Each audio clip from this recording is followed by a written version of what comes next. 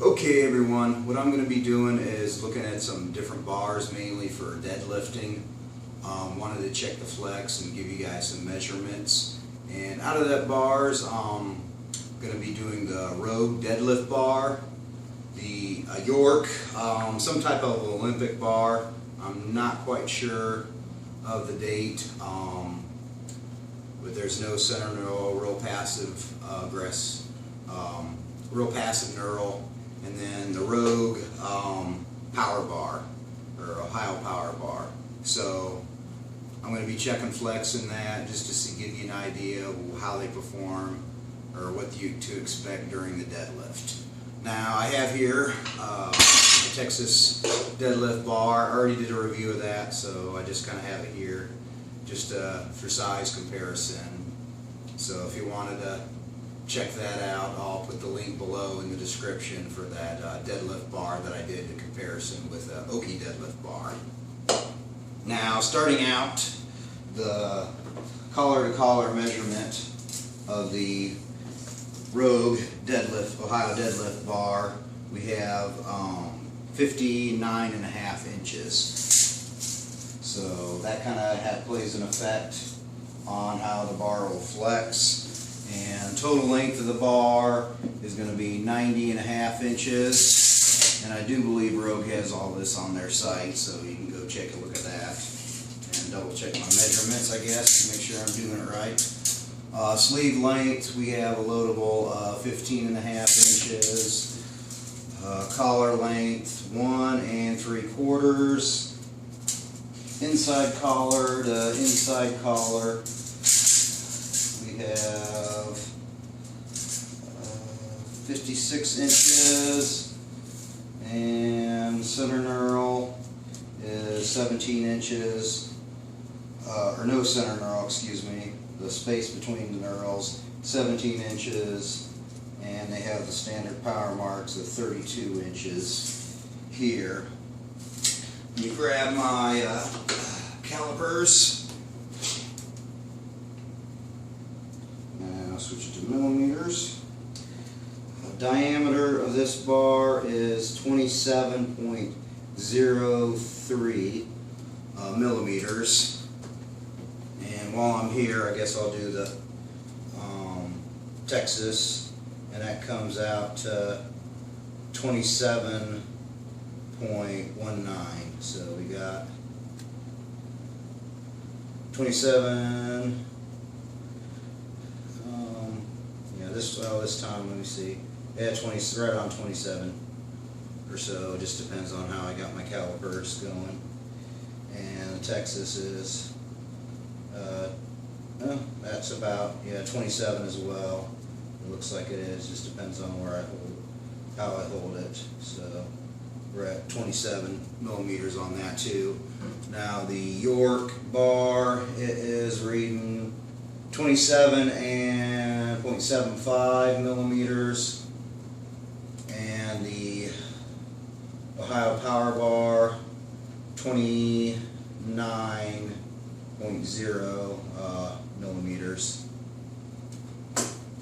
So we got a thick bar, thin bars, and not quite 28 millimeters, but 27 3/4 here. Now going to the York, we have inside collar is 51.5, outside collar to outside collar is, looks like 54.5, just a hair over or so, 1/16 over that. So loadable sleeve length, well, if you count the donut in there, it's 50, or about 16 inches or so. And if you don't count the donut, you're about 15 3/8 or so. And total thickness of the collar for the split sleeve or whatever is just 1 inch and 5/8 on there. Of course, there is some play in that. Now spacing between the knurl, it has no center knurl, is 16 inches. And I believe these are Olympic markings. Well, it's reading about 39 inches between the knurl markings. And moving on to the Ohio Power Bar, we have inside collar is 51.5 inches. And outside collar, get my tape measure going, is 54. Loadable sleeve length, 16 3/8 or so. Total length of the bar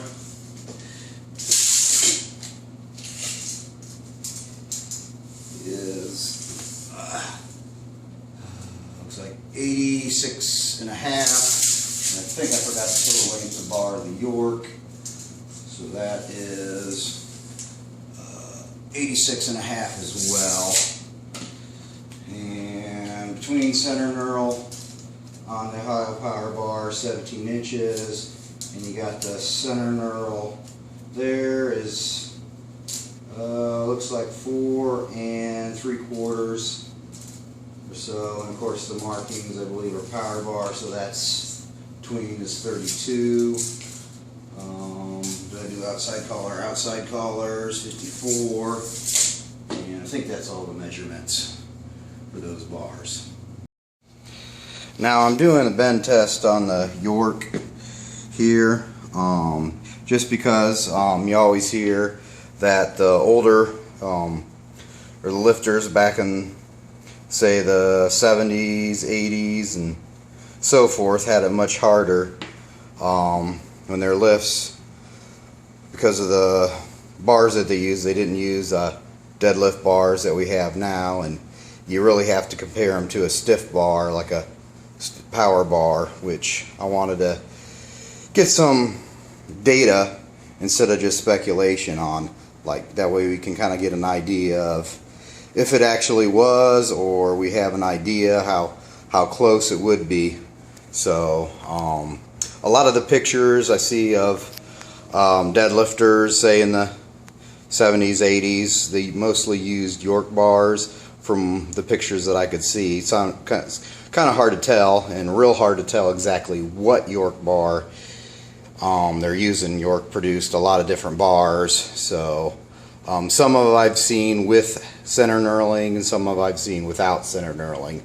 So this is a York bar that I had here, so I'm just going to do a comparison test with it. Now, like I said before, this York bar's 27 3/4 millimeter, or 1.1 inches. So the length of it too is just a standard Olympic size bar. I believe this specific bar was set up just for Olympic lifting. York was heavily involved back with Olympic lifting back in the day. So I mean, this bar is, I have to take the sleeves off and see if I can find a date, so I'm not sure on the date of it, but that's the reasoning behind why I'm measuring it with a York bar and also the stiff bar. Okay, here's the York bar with 7 plates per side, so loaded to 675 including the bar. And I'll jack it up, and once the plates are off the floor, I'll get the deflection of the bar.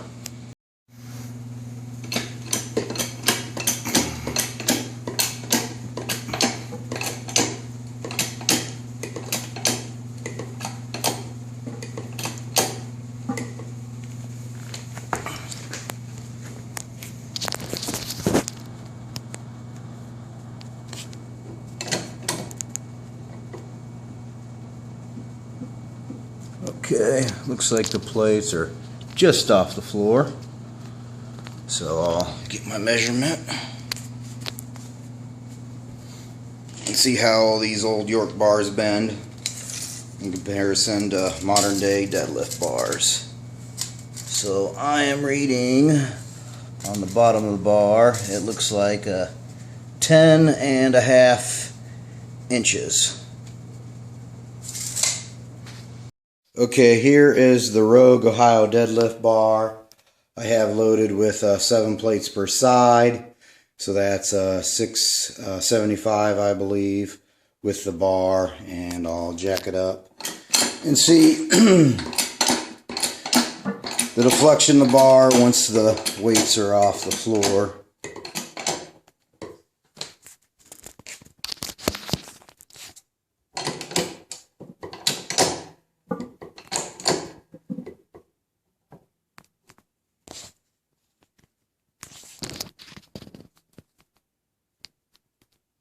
Let's see, I think they're pretty close. Maybe one more. Just a hair more. Alright. Both sides are off the floor. Get me a measurement.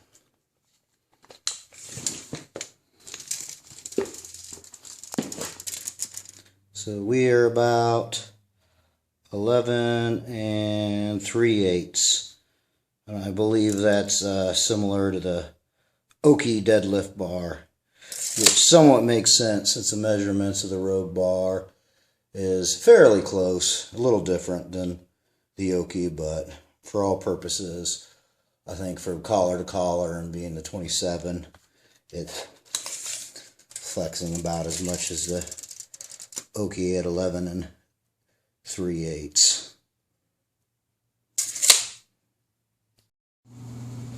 Okay, now here's the Rogue Ohio Power Bar, so this will kind of just test the deflection of a modern power bar when you go to deadlift with it. So I'll jack this up.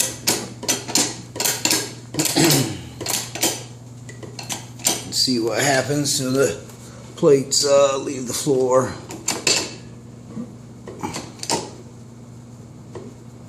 And I think it's just off now on the side. I might have to release it just a hair. Try again. Let's see. Okay.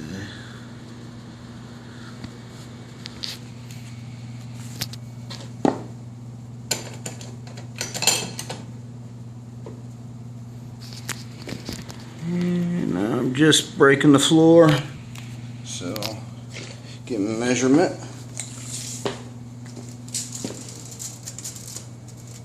And we are at 10 inches. So modern power bars don't quite flex as much as some of the vintage bars. Alright, now to finish up the comparison of the bars, just go over a few things. So, here the Rogue Bar here, I've noticed that it's a really black, shiny black compared to the Texas Deadlift Bar. The Texas Deadlift Bar seems a little more matte-like, and this is really just seems deep, dark black. And just like kind of shiny almost here. So I mean, even the zinc collar or zinc sleeves and stuff is a bit more shiny. Even though my Texas Deadlift Bar is a little older, it just really stands out from when I got my Texas how much brighter the zinc is on the Rogue Bar here. Really hardly any play in my Rogue here. Texas doesn't have a whole lot, but a little more. Of course, this goes to the pin sleeve design. This has a stampering design here, so I mean you can see the end caps they put in there. Made in the USA, of course. I think Texas is too or whatever. But yeah, the Rogue just seems a little more refined, a little more better quality on it. And I'm not sure of the Texas Deadlift Bar. I don't think it has a warranty. The Rogue has a nice lifetime warranty, which is great.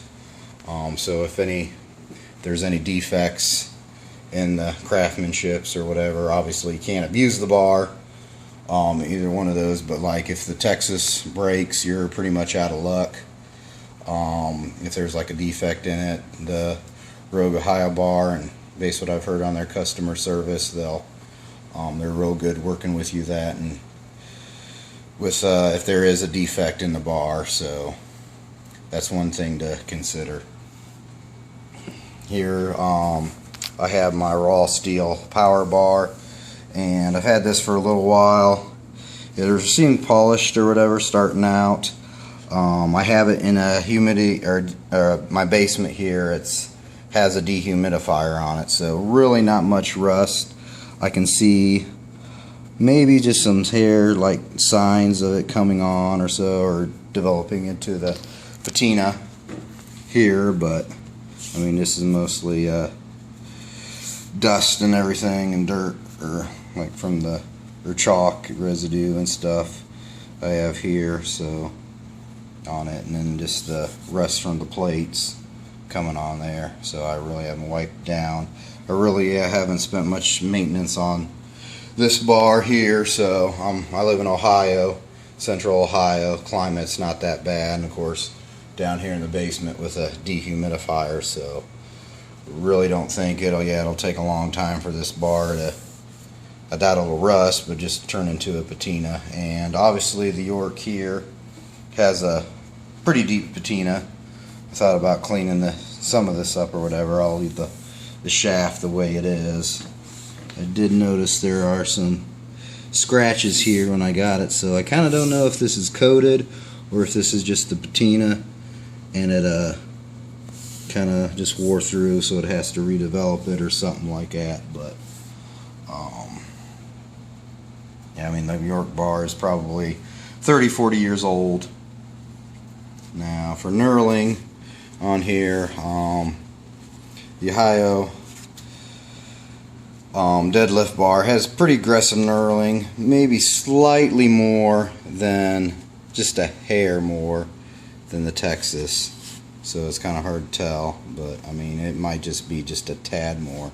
And of course the Ohio power bar, it's slightly more aggressive only because it's bare steel or whatever. The zinc, I feel I got a zinc Ohio power bar over there too, and the zinc slightly breaks the sharpness of the knurl or whatever, so that's one thing to do. And this York bar here, one of the reasons why I got it, has a real passive knurl on it. I mean, you can see the lines there, but there's no sharp points.